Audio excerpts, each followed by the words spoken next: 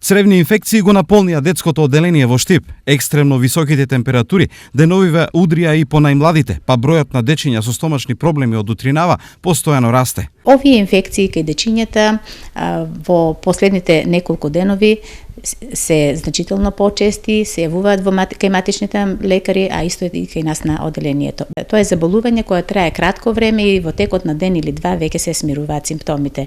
Иако траат кратко, сепак појавата на овие симптоми значи дека итно е потребна консултација со лекар. Се појавуваат повеќе дечиња со повисоки температури, 39-40 температури, кои траат повеќе од ден или два, со повраќање најчесто како прв симптом на болеста, а во наредните денови и со неколку проливасти столици. Значи, во овој период од годината ги имаме децата со ентеровирусни инфекции, кои што се најчеста патологија, а овие високи температури секако допринесуваат за да се појават тие деца.